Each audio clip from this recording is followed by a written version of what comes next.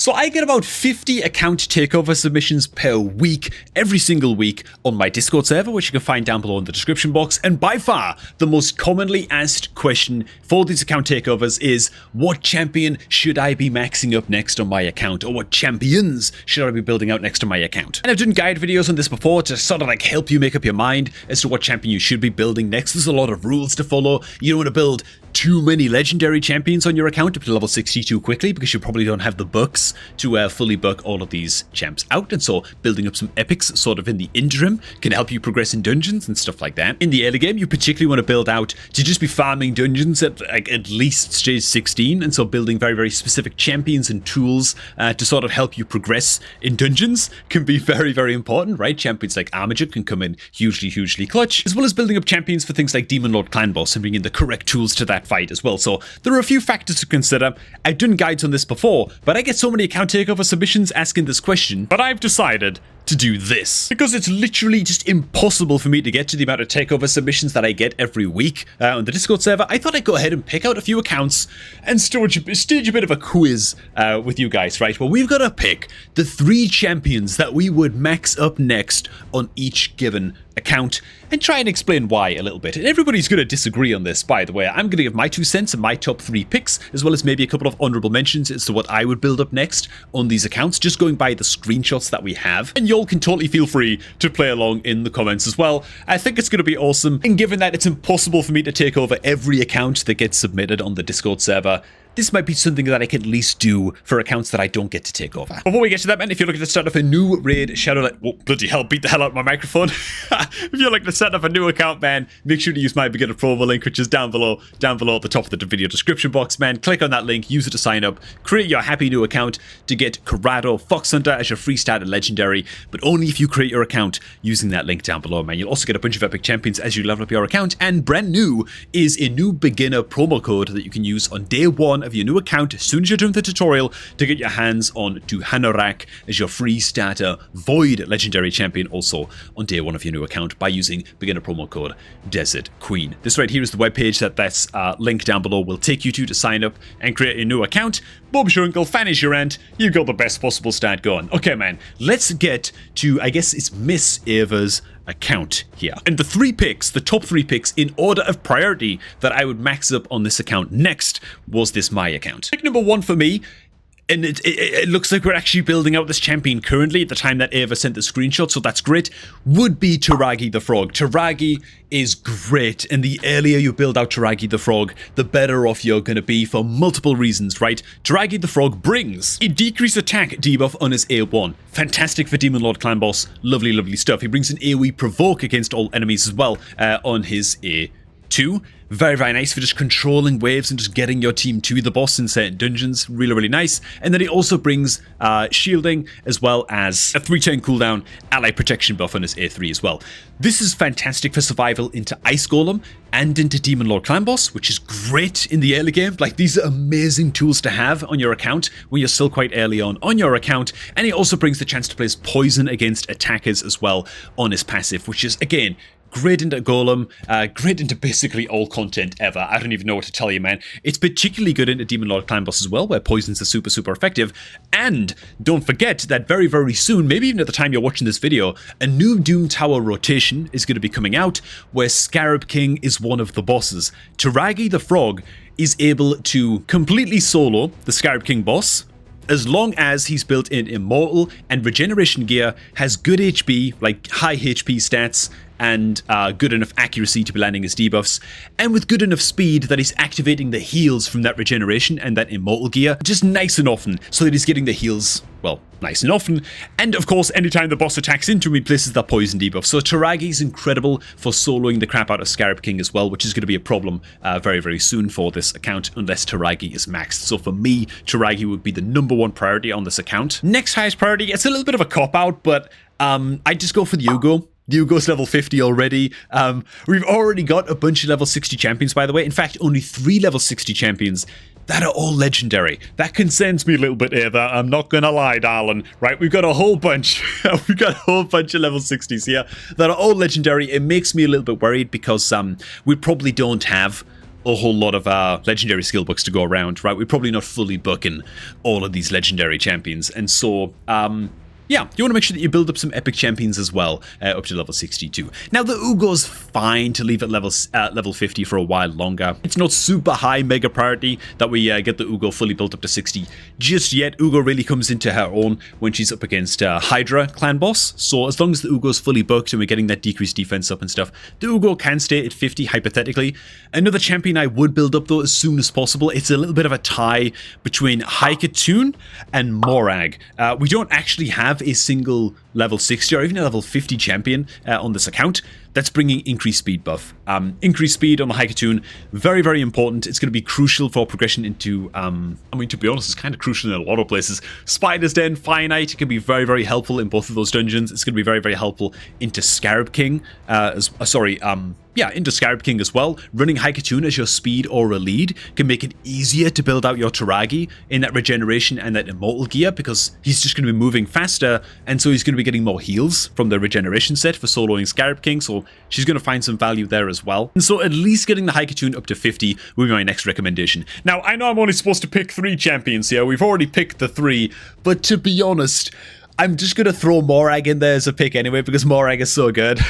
She doesn't take that many epic skill books to get her fully booked up, which is great. Very, very economical champ to build up.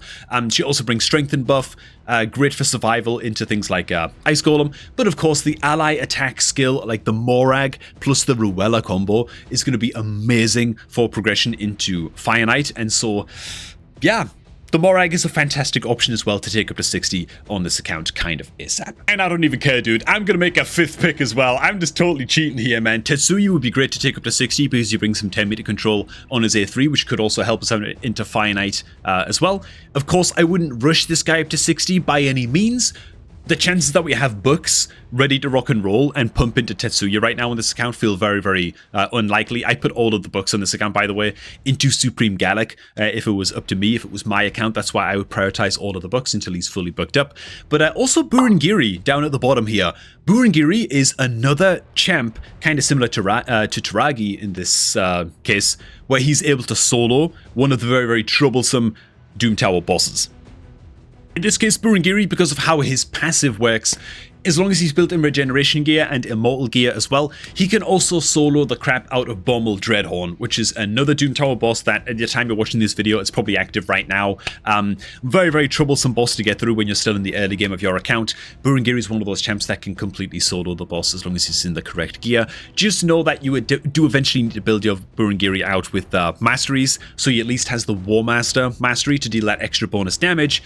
Otherwise, he will struggle to solo the hard mode Doom Tower version of Dreadhorn Bommel. So just be aware of that, but normal mode Doom Tower, he can kind of take care of it no problem completely on his own, and so he's a great, great cheat code champion that this account should look to build. And I totally broke the rules of my own little quiz here, Van, by picking 5 champions, but whatever, dude. Okay, was that actually 6 champions? I think I just went absolutely ham. Okay, I'm going to try and do better to stick to my own limitations after this one. Next up, man, we've got the account of Mr. Silent Ninja, where we're actually going to get a full view of the roster right here. If I just hide my camera for just a second, you can see which epic champion my face is blocking right here. I think she's called Visionary, right? Not a particularly good epic champion that I'm blocking off just there, but this is the roster, man. What champ would we look to build up next on this account? So we've got like a full top row almost of level 60 champions here. We took the Valerie up to 6 stars. Silent Ninja, you absolute psychotic animal, you. Okay, man, we've also got the level 60 Frozen Banshee, Kale, and Ninja, who I'm guessing our 3 Demon Lord Clan Boss damage dealers, the level 60 Apothecary. He's been built up enough, so I'm going to suspect that he's got masteries built as well. Demon Lord Clan Boss is looking like it's in a pretty decent state, though we are lacking some key buffs, debuffs to bring in a Demon Lord here, which we can bring through either the Annex or the Fane. Now, something else I also noticed straight away about this roster as well is that our only dependable healer in this roster, and these are all just things to consider while you're also playing along with this little quiz, I suppose. Something that I noticed straight away personally is that we're just lacking a good healer at level 60. We've really just got Haikatoon. Like, she's the only actual, like, dedicated complete healer that we're rocking at max level right now. Is she our healer for Demon Lord, actually? Looking at this roster, oh, we're just running the Apothecary and we just relying on his heal. It is a 210 cooldown. He can get the heal off very, very often, I think. Ooh. I feel like there's going to be a lot of disagreement on this one, man, which is going to be really, really cool and interesting. They've got a lot of options here. We've also got the Aox as well. Is he called Aox? I think he's called Aox, this guy. I think what I would level up next on this account, to be honest, would be the Annex. Would be probably my next level 60 on this account. This guy brings, well, all kinds of tools for dealing with Demon Lord Clan Boss. However, unlike Finn, Annex does not bring a decrease attack. The only reason I'm suggesting that we build out the Annex instead of the Finn in this case is because he's already 5 stars. He's already ascended up to 5 pink stars as well. I'm assuming that we are planning on building this guy out. I'd just like to recommend Silent Ninja to stick to that plan, if that is his plan. Take up the Annex, I think it's fine. Annex does, of course, bring a decreased defense debuff to the table against Demon Lord, which is great. He brings a double poison hitter debuff as well on his A2, and then he brings weaken debuff also on his A3. So he brings everything you want to Demon Lord Clan Boss, really, in terms of debuffs, apart from decreased attack. It's the only thing that he's lacking. However, the number 2 champion that I would actually recommend that we max up on this account after the Annex would actually be the Grush. All the way down here, man. I'd max up the Grush. Straight up, man. I think that the Grush is a great option. He combines very, very well with the Annex into Demon Lord, because while the Annex doesn't bring decreased attack, the Grush does, right? The Grush kind of like plugs that hole, takes care of that problem. He brings the decreased attack. He brings a lot of healing as well on his A3, brings a leech debuff on his A1. The Grush can easily be the decreased attack buffer and the solo healer for your team into Demon Lord, right? He can just sort of do that job. And even if the Grush eventually gets replaced in your Demon Lord Clan Boss team and he's not like a key healer there anymore, he's still going to find a lot of use on an account like this into Ice Golem, because we don't have any champions that are currently built out that are bringing a good, reliable AoE, just good, consistent decrease attack debuff anyway. And into Ice Golem, that's like one of the key debuffs to bring to the table. Not only does Grush place a decreased attack on an AoE with 100% land rate, he also brings a decreased crit damage debuff as well, sort of wrapped up into the same skill. He makes your team very, and the healing also is great. He makes your team very, very secure indeed, almost similar to like a Hitatsu kind of role in your Ice Golem team. And yeah, can just really shore things up and really take care of business and just ensure your survival into Ice Golem. And so I think the Grush would get a lot of value on this account. Big respect to Silent Ninja, by the way. The Mad Lad has made sure to max up like a good mix of rare, epic, and legendary champions, which I absolutely love to see. I feel like that's advice that I give all the time in my account takeover videos. So it's great to see that Mr. Silent Ninja has taken that on board. And then for champion at number 3, where is she? Okay, there she is, man. Thalesia. I think I would actually take up the Thalesia on this account for no reason other than she's just a War Maiden on steroids. As far as I can see, War Maiden is our only AoE decreased defense champion on this entire account. I'm guessing we're using her as our defense champion, you know, into wave content and in arenas and stuff like that. Thalesia just does War Maiden's job, but like twice as good, because not only does Thalesia bring an AoE decreased defense, she also brings a second attack all enemies smack on her A2 as well, which is just lovely. And so yeah, you can also build out your Thalesia, honestly, to just have like the bare minimum accuracy that you need to progress, and then just build her out for a lot of damage, and she can be a great sort of secondary nuker. She could be great for slow and steady progression through Spider's Den and stuff like that as well, but she's going to find value in Tag Arena and all sorts of content where just mowing down waves of enemies is sort of the priority. And so, yeah. I definitely build out the Thalesia next as my champion pick number 3. I feel like there's going to be a lot of disagreement in this one. There are some great champions here, to be honest. I'm going to be curious to see what you guys think in the comments, but those will be my 3 picks for Mr. Silent Ninja. Hey man, this is kind of cool, dude. Like almost like a communal account takeover that we're all doing. Why did I not do this kind of video sooner, man? This is sweet. We also get to get through like a bunch of accounts all at once. This next account is from Mr. Dudy, who, by the way, oh god. You already know what I'm gonna say. The syndrome is strong in this one, and we're talking about level 50 syndrome, man. Oh, what's with all these? Oh my god, it goes on. There's actually multiple rows of level 50 champions here, like a row and a half. They kind of okay, it's like 2 total rows of level 50 champions here, man. Which oh, don't do it, man. Especially with your damage dealers and stuff like the Morag and stuff being at level 50. Oh no, dude. No, we can't be having that, man. You got, oh my god, the Cold Heart's level 50. Mr. Dudy, I hope that you're watching this video. Yeah, take these champs up to 60, man. Just take anything up to 60 at this point. We've got a good mix of actual champs up at level 60, by the way. A rare bunch of legendaries, at least one epic. Oh no, the bloody Deacon's at level 50 as well. Okay, never mind. We've also max leveled too many legendaries, really. We should just go back and pick up some of the epics, get those epics fully booked up. It would do us wonders for progression on this account, Mr. Dudy. Get a good mix of level 60s, man. Gotta happen. Also, just don't have too many champs at level 50. Level 50 champs are like 3 times weaker than level 60s at the end of the day. So that said, my first pick for the next level 60 champ I would take up on this account would...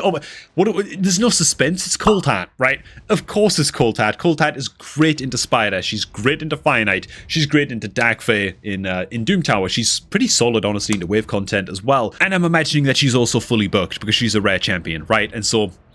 I don't know, dude. I feel like it's a bit of a no-brainer. You've also got to build your Cold Heart out at level 60 anyway, just to max their damage. Any nuker is like a quarter of a champion until the level 60. So, yeah, get the Cold Heart up to 60. A little bit of a no-brainer for this one, for pick number 1. A quick caveat I'll throw in here as well is that I can't see from this screenshot, obviously, but Dudy, listen to me now, Dudy. I'm telling you now, okay? I really hope that all of our skill books have been going into the Thor. All of the legendary skill books. I can't check at this stage, obviously, but I'm a little bit concerned seeing that we've got like a red star on the Sun Wukong. I know that some beginner players can get carried away. Oh my god, dude, I got an awakening star on this legendary. I should put my books into them because they're my most powerful champion now, you know.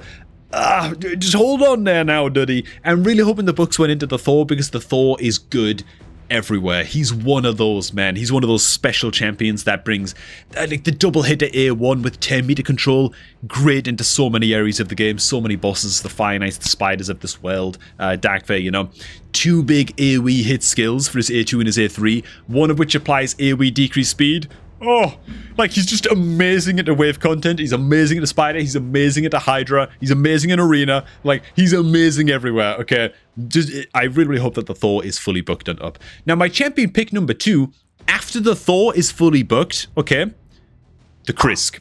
Krisk, nuts. Okay, one of the most powerful champions in the game, straight up. The Krisk is basically like the ultimate babysitter champion for everywhere in the game. Like, your team cannot die while there's a fully booked Krisk on the team.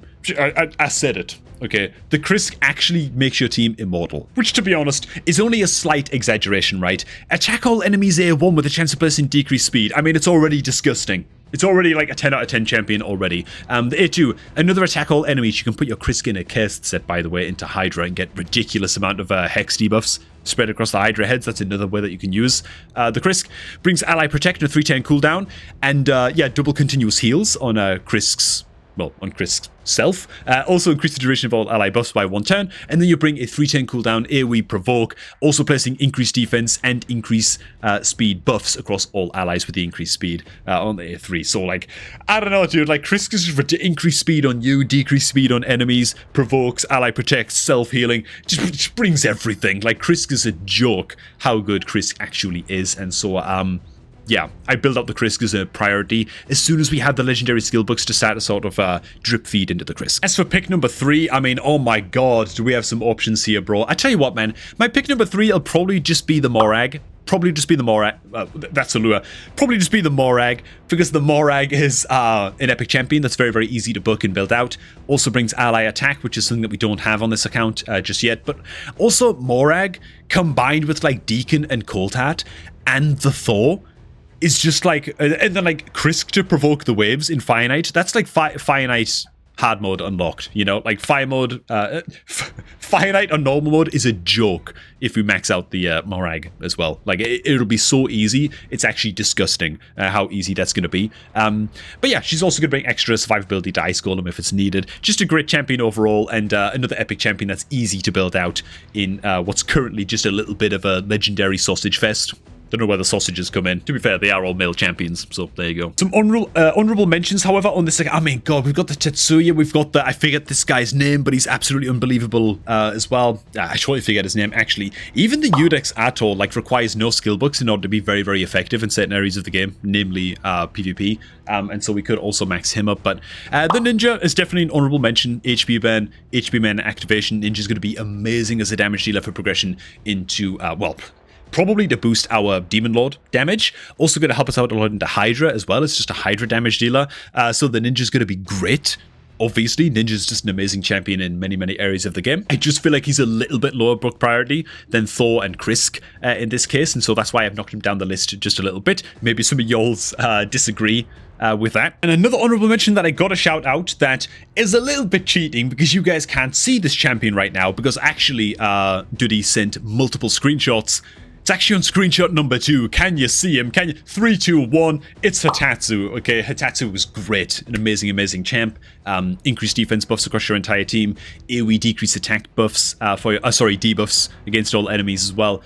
Great if you're struggling into Ice Golem. I can't stress enough how much work Hitatsu did for me on my own account into Ice Golem. And so, if at any point, Dudy, you're struggling into Ice Golem, max the Hitatsu. Get him bucked up. Don't worry about the A1, right? If you don't need to get his A1 fully bucked, that's whatever. But Hitatsu is a great, great tool for survival into the Ice Golem dungeon.